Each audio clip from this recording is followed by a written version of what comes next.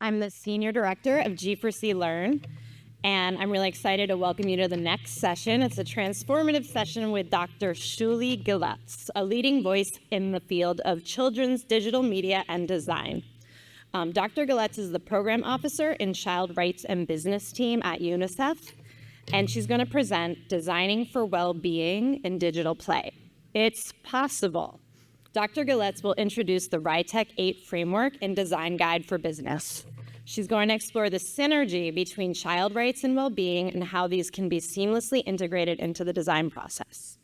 With insights from UNICEF and the LEGO Group, this session promises to offer groundbreaking strategies for creating digital environments where children can not only survive, but thrive.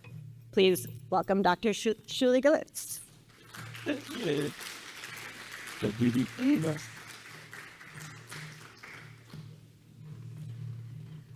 Good morning, everyone. Hi, it's great to be here. My name is Shuli Gilutz, and I'm from the UNICEF Child Rights and Business Team, where we work with industry to promote child rights.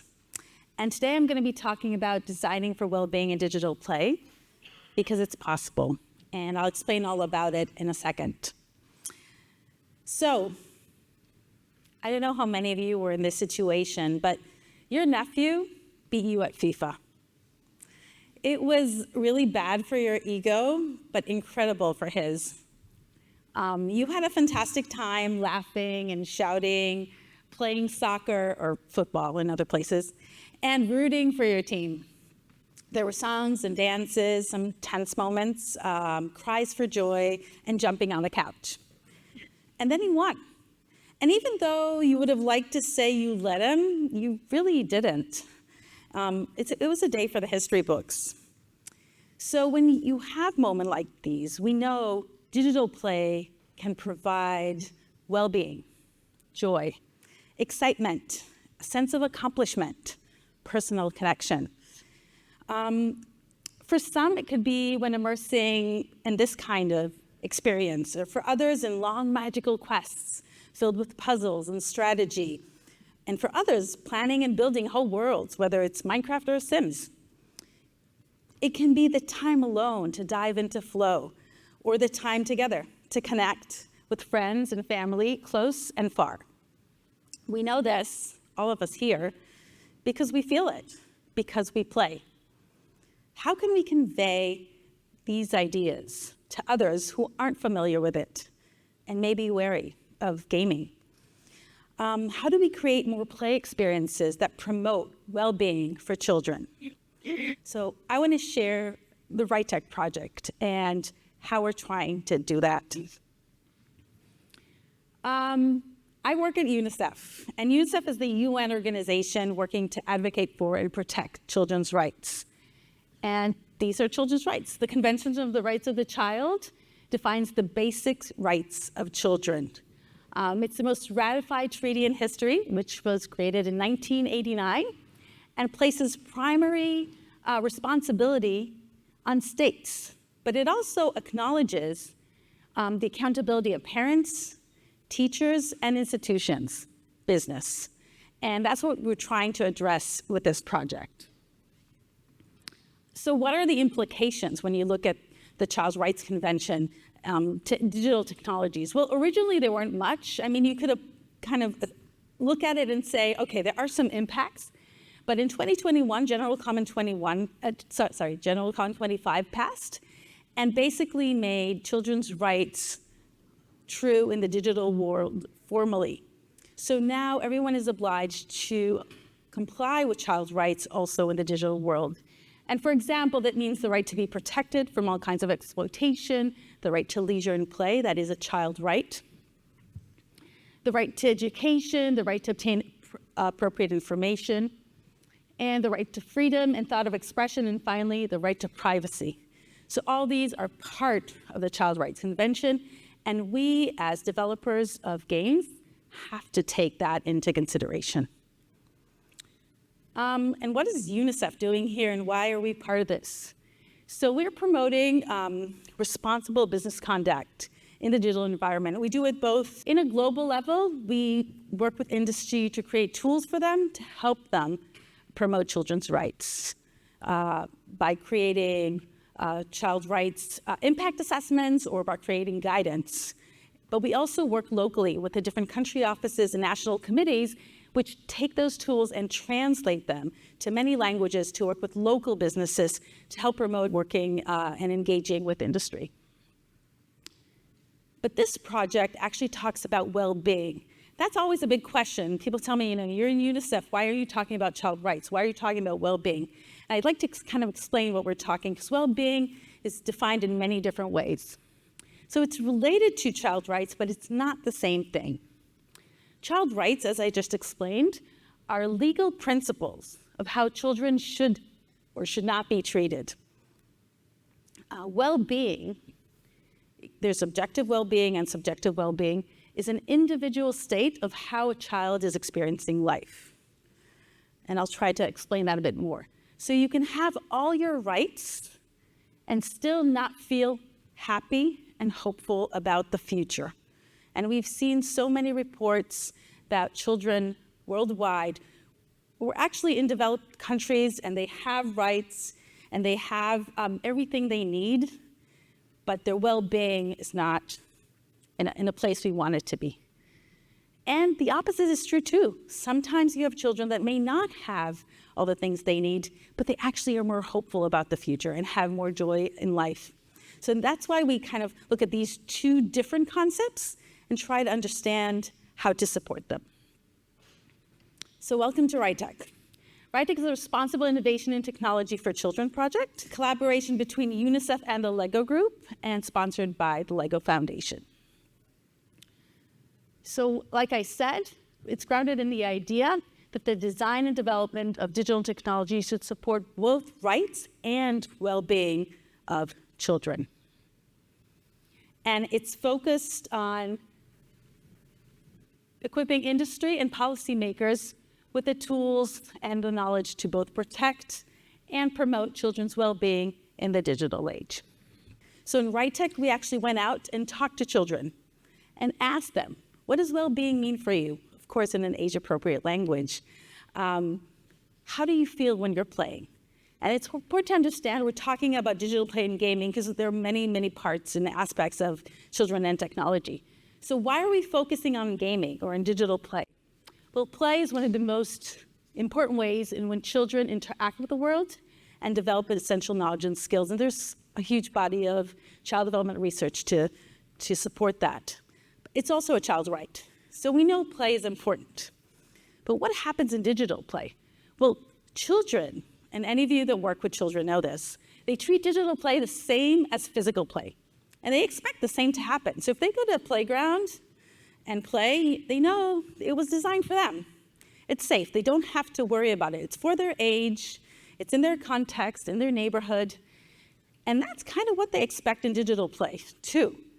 But we know that's not the case. So we feel this is an important context and a great opportunity to address this issue. The RITEC project is a multi-year project that had 4 stages. Originally, it was supposed to be a waterfall. So the first 2 phases are research phases. The first phase, we went out to create the RITEC Wellbeing Framework by talking to children all over the world. We collaborated with many academic institutions. The second phase, another research phase, it was to empirically validate the findings by exploratory research with children. So in these 2 stages, we worked with 787 children, ages 8 to 12, more or less, and that's really important because what we're going to talk about is really for that age group, from 18 countries: Albania, Australia, Brazil, Bulgaria, Chile, China, Cyprus, Indonesia, Iraq, Jordan, Pakistan, South Africa, Taiwan, Tanzania, Tunisia, UK, Uruguay, and the United States. The third phase is an internal LEGO phase, where LEGO, the partner in the project, looks at this work and tries to apply it with their products. And any of you who will be here around this afternoon will hear more about some of the things they find, which is really interesting. And the fourth phase is what we're working on now, which is developing guidance for industry. So we have all this work, and now what do we do with it? How can we help designers design for well-being in digital play? So So these are some pictures from our phase 1 report, working with children to understand what well-being is for them. And we use, of course, age-appropriate research methods, drawing, discussions to understand what they're thinking. In the second phase, we actually use 3 different research methods: qualitative, quantitative, even psychophysiological methods, to really understand how they feel when they play the games and if it maps to the digital framework we created. And we did a few changes to the new framework. So what is the Right Tech 8 framework? Here it is. I'm excited to share our work. And it has 8 different elements that came up from the work with children. So when we talk to children to ask them, what do you think? Like, what is well-being? They said safety and security is key. So this came from children. They want to be in a safe environment. It's not something that we as UNICEF or any other organization come and say, oh, you have to be safe when you're designing for kids. They want that. And frankly, so do adults. And looking here at the Digital Thriving Playbook people who will talk about that later. But they also talked about additional outcomes that make up well-being in the eyes of children in digital play, like autonomy, social connections, competence, and creativity. So that's where we started mapping this out. And the first one is, of course, see the purple brick on the top is safety and security. So that's really kind of the basis of it all. And that's why we chose that brick. It's the standard. You have to have that. You have to have a safe environment in order to have well-being. The second one, diversity, equity, and inclusion. And that's pretty obvious, especially to this crowd. So both in terms of accessibility, so everybody has access, but also in terms of just seeing different kinds of people in the world and their needs and feeling you have representation in the game. The next one is emotions, the red heart. And in emotions, we're talking about the ability to experience all kinds of emotions and actually learn to regulate the emotions, which is counterintuitive to what people think happens in gaming, but really is a process that happens.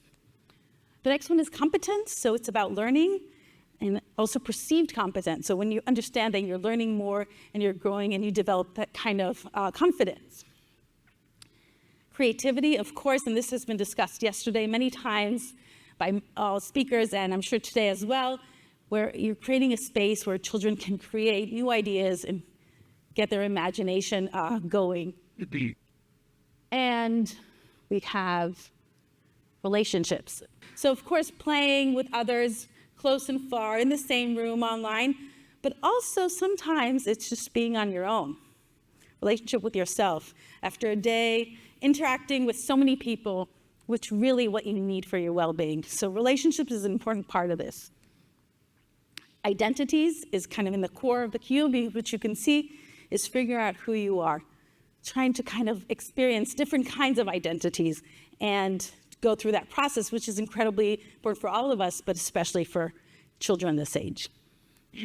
All these come together, and this is the Right Tech 8. But it's important to remember that you don't need all of these elements. And I'll get to this critical point. I mean, safety and security, yes, you always have to have a safe environment. But you may just have one of the elements and kind of dive in to create that kind of experience and really create a wonderful digital play experience that promotes well-being. So, how does this framework translate into play mechanics or game mechanics? So 12-year-old Ethan from Australia was playing Legend of Zelda and said this: "The Legend of Zelda Tears of the Kingdom came out. I really love that game. And actually, I also think it's helping me with my school in a way. It's because the game encouraged thinking and a lot using critical thinking and stuff. It's because there are always puzzles, you need to create things and try to figure out a way around things. I guess the game was designed so that everyone would play differently and they have their own way of doing things. Autonomy." So we see from Ethan how he's talking about having freedom of choice, doing things his own way. And he also sees that different people do it their own way. He also has this experience of control and agency, which he really loves, to figure out the puzzles and continue doing what he does.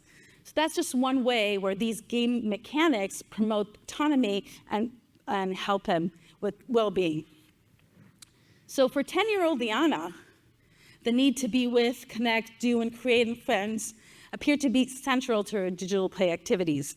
In these contexts, social connection was categorized by relational practices that included building and showing buildings in Minecraft, to receive feedback from others, and collaborate with others to achieve particular goals. So we can see how Minecraft supports many aspects of well-being, but relationships is a big one. So experience connectedness with others, manage these social connections, and whoever plays Minecraft knows that there's one friend that keeps ruining it for everybody. How do you deal with that? Feel that they belong and be aware of others. People do things differently, and this is what we learned through this game, or just one of the things we learned through this game. So some things that are very important to remember with this framework, and I can't really dig into it, but of course, we'll talk later about how you can read more. First of all, not all games are equal in terms of their potential to contribute to well-being. I'm not saying all of gaming promotes all well-being for all children. There's no such thing. Different games may support different dimensions of well-being depending on their design. And this is critical. There's no one game that can do everything at once for all children, just as all children do not have the same needs. Gaming had the greatest gains in our research when they responded to children's needs or unique interests. And this changed from child to child in different cultures. So if you're lacking something in your life and that game has that dimension in it and designed, you experience more well-being than others. And we identified in our report 11 digital play drivers, which are like play motivations that gaming features and mechanics can support. So again, if you're supporting a specific driver for children that they want and they need, you are likely to have more well-being gains than other situations. But finally, the design challenge, and I'm talking to the designers here, is understanding what positive play experiences can look like for different children. Okay, there's no one play experience, and we know that from user-centered design and from UX, but it's even more critical when we look at children and well-being. Design choices and mechanics can support these. We just have to understand what we're looking for and to figure out which mechanics we're going to use to support that in the gameplay. So, how might we as UNICEF and the LEGO Group aid designers to implement design for children's well-being in digital play? So, we believed that we do that by working with the design industry, the design community. So, we reached out to 40 companies all over the world through our country offices and national committees and talked to designers and asked them, how can we help you design games for kids that promote well-being? And they were like, what's well-being? Okay, that's a good answer. We have to start by explaining what that is and what you can do. And we've been working together with designers to promote this. So we've had ideation workshops, and some of the people here in the audience and build prototypes and discussed and tried to map out our different stakeholders. And what we found is that designers, managers, and trust and safety professionals are all very interested in this. It's a great time to be doing this work, so this is for all of you out there. But they're not going to read our 60-page research. It's just a bummer, because it's an awesome research paper. I encourage you all to read it. They want small tools with nuggets of information that supports stages in the design process. So if they're in certain stages in the design process, they want something that will help them now. They want concrete guidance, but also theory to back it up, so they can go and tell other people, oh, but research has shown. And they want examples and case studies to be inspired and learn from. And they want to hear from children because they don't have the time and budget to do so. So we started working on designing a prototype. 10 design teams worldwide for feedback. These are the countries we worked with, and believe me, you cannot have one time slot to schedule with all these different time zones. So that was a challenge. But we got great feedback on our prototype, And we also collaborated with some of the fabulous people working here, both with the Fair Play Alliance, or their new name, which they'll introduce later today, the Joan Gans Cooney Center, and this is from GDC, where we're trying to work with industry to understand the needs and also how people will use this, and we're also going to collaborate with them. We are going to create the RightTech Design Toolbox. So I'm going to show you a little sneak peek before we're done. This is just kind of the beginning to understand what we're going for, what are those little nuggets we're working on to help designers. And if you have any ideas about this, please write them down, and I hope I can get your feedback later. So again, we're working to support the design process, so to create something that designers can use in the different stages of the design process. We're going to develop an executive summary, and that's not as lame as it sounds. But one of the challenges for designers was to get buy-in from executives for this kind of work. Time, money, just to figure out that it's okay to be thinking about well-being for children, and it's not hindering the business, it's actually helping the business. So that's what we're working on creating for designers so they can do this kind of work. Again, if you want to help with that, let me know.